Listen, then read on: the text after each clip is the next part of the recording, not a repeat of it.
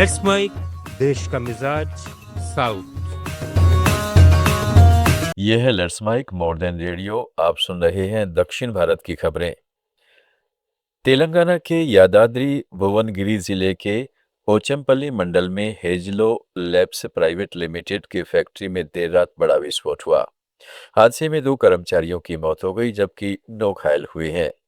एक chemical reactor के अचानक फटने से जोरदार धमाका हुआ और भीषण आग लग गई।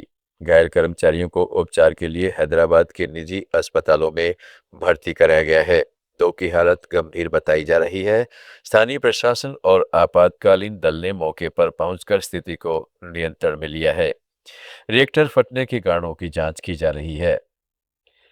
तमिलनाडु के मंत्री आधव अर्जुन ने स्पष्ट किया है कि राज्य सरकार और मुख्यमंत्री सी जोसेफ विजय अगले 25 वर्षों के लिए लोकसभा सीटों की संख्या 543 पर स्थिर रखने के अपने रुख पर कायम है।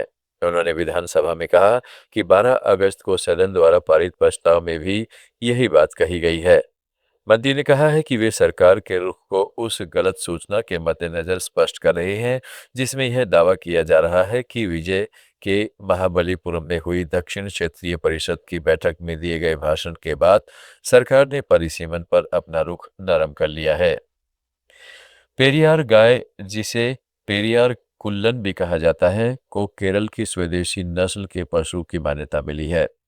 एर्नाकुलम और त्रिशूर के करीब 200 किसानों के लिए यह खुशी की बात है जो इस गाय के संरक्षण के लिए लंबे समय से प्रयासरत हैं।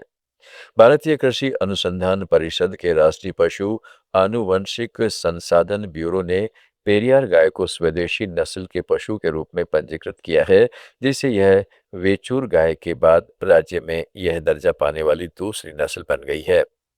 केरल पशु चिकित्सा एवं पशु विज्ञान विश्वविद्यालय के शोधकर्ताओं के अध्ययन के बाद यह मान्यता मिली है। तेलंगाना के मुख्यमंत्री रेवंत रेड्डी की अमेरिका यात्रा को विदेश मंत्रालय से मंजूरी न मिलने पर भाजपा के प्रदेश अध्यक्ष एन रामचंद्र राव ने आज हैदराबाद में कहा, विदेश मंत्रालय के लिए यह एक सामान्य प्रक्रिया से जुड़ा मामला है।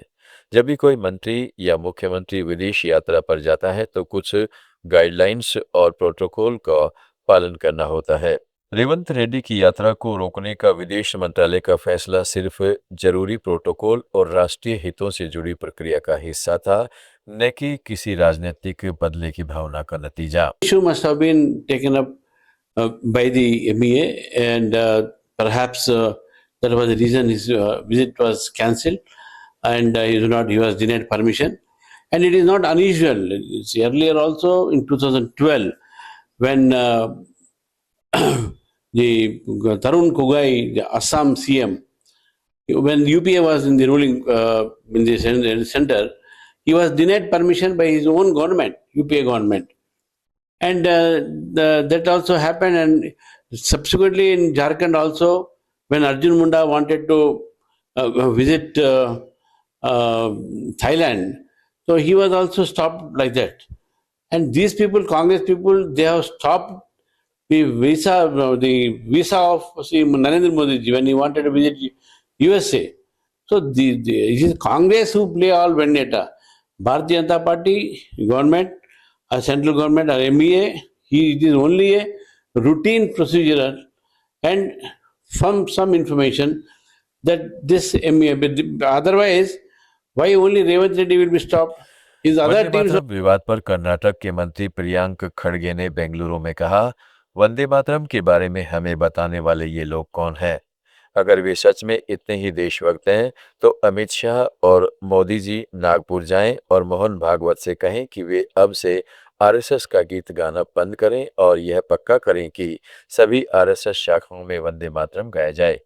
मैं पूरी भाजपा कैबिनेट को चुनौती देता हूं, बिना टेलीप्रिंटर के यह गीत पूरा गाकर दिखाएं। कर्नाटक मंत्रिमंडल ने राज्य लोक सेवा आयोग के अध्यक्ष शिव शंकरप्पा साहूकर के खिलाफ दंडात्मक कार्रवाई की सिफारिश करने और उन्हें निलंबित करने का फैसला किया है। यह निर्णय ईडी द्वारा साहूकर से जुड़े कई स्थानों पर मारे गए छापों के बाद आया है। साहूकर को पहले राज्यपाल थावरचंद गहलोत के आदेश पर निलंबित कर दिया गया था। उन पर आरोप था कि उन्होंने अपनी बेटी को सरकारी नौकरी दिलाने के लिए फर्जी आय प्रमाण पत्र का इस्तेमाल किया था। आप सुन रहे थे लेट्स माइंड,